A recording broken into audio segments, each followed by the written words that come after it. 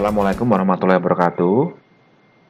Sobat Finatronik, ketemu lagi dengan saya, Mas Said dari Finatronik Malang. Kali ini saya akan sharing mengenai rangkaian kombinasi ya antara seri dan paralel untuk solar cell. Jadi rangkaian kombinasi ini adalah rangkaian listrik yang komponen disusun secara kombinasi ya. Jadi antara rangkaian seri dan paralel. Apa tujuannya? Untuk menyesuaikan tegangan SCC, kemudian tegangan baterai maupun tegangan daripada inverternya, seperti itu. Jadi dalam hal penyusunan rangkaian seri paralel kombinasi kita juga memperhatikan solar cell yang ada di pasar, misalnya tegangannya berapa, dayanya berapa, dan seterusnya. Sehingga kita memerlukan rangkaian kombinasi ini untuk menyesuaikan dengan tegangan komponen-komponen yang ini, seperti itu. Kemudian pada rangkaian kombinasi seri dan paralel ini, syaratnya adalah mengikuti syarat daripada rangkaian seri dan paralel, seperti itu. Jadi kalau misalnya rangkaian seri adalah arusnya masih sama ya, kemudian ketika di paralel tegangannya harus sama sebelum dilakukan rangkaian kombinasi. Jadi tegangan antara rangkaian seri A dan B sebelum di paralel harus sama, seperti itu. Kemudian juga saya infokan kan katalog secara umum untuk solar cell adalah seperti berikut ya. Jadi katalog umum solar cell di pasaran itu adalah ada yang 12 volt 50 watt, 12 volt 100 watt, 12 volt 150 watt, kemudian juga ada yang 24 volt 200 watt, terus 24 volt 250 watt, kemudian ada juga yang 36 volt 350 watt, atau mungkin 48 volt 400 watt.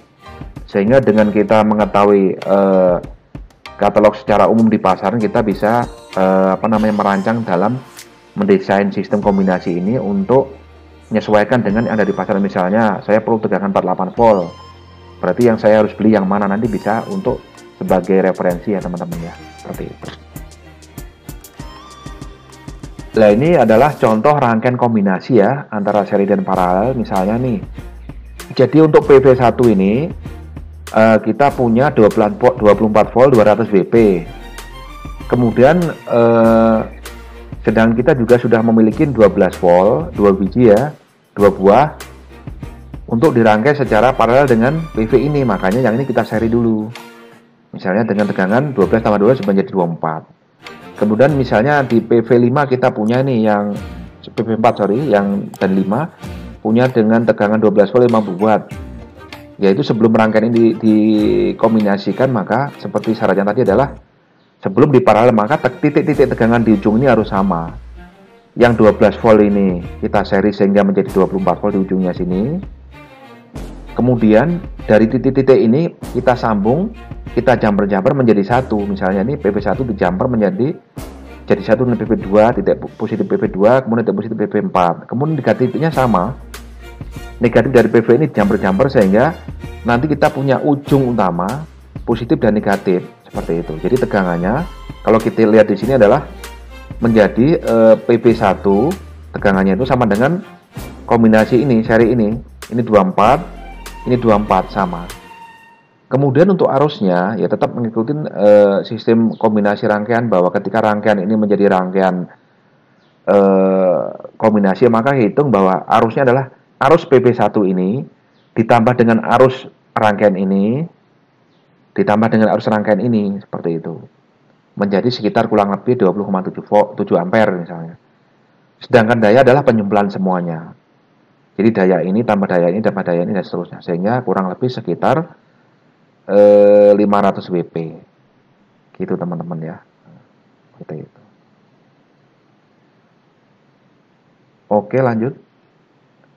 Jadi kesimpulan daripada rangkaian kombinasi seri paralel solar ini adalah, jadi intinya rangkaian kombinasi ini adalah solusi kita untuk mendapatkan tegangan ya, sebenarnya tegangan yang sesuai dengan kondisi teknis kita, misalnya kondisi SCC-nya, baterainya, inverternya, serta menyesuaikan dengan peralatan yang sudah kita miliki. Misalnya nih, saya punya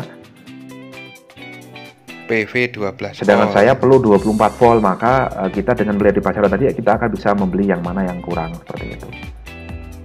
Karena supaya bisa dimanfaatkan juga peralatan kita yang sudah kita miliki untuk sesuai desain kita yang akan kita lakukan untuk pembuatan solar panelnya, seperti itu.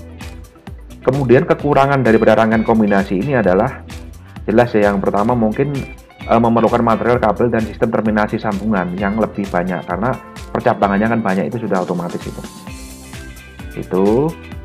Jadi memang ada perlu tambahan material di sini, tambahan biaya. Kemudian juga perbaikan lebih sulit karena sistem rangkaian kompleks dan lebih rumit ya. Jadi memang ini jelas karena ada rangkaian seri, paralel, kombinasi dan seterusnya. Makanya untuk mengatasi poin yang kedua ini mungkin juga perlu digambar ya teman-teman. Jadi kalau misalnya teman-teman mau merancang panel yang kombinasi ini harus di drawing, digambar, sehingga untuk troubleshooting kita lebih mudah. Jadi kita nggak perlu ngecek meline up kabel satu-satu, nggak perlu, karena dengan gambar itu kita udah langsung menuju titik terminal yang kita tuju. Misalnya terminal ini dari PV mana dan sebagainya, itu akan jelas kalau instalasi kita komplit sesuai standar. Misalnya ada gambarnya, ada taggingnya di kabelnya dan seperti itu, sehingga akan mudah untuk memperbaikinya.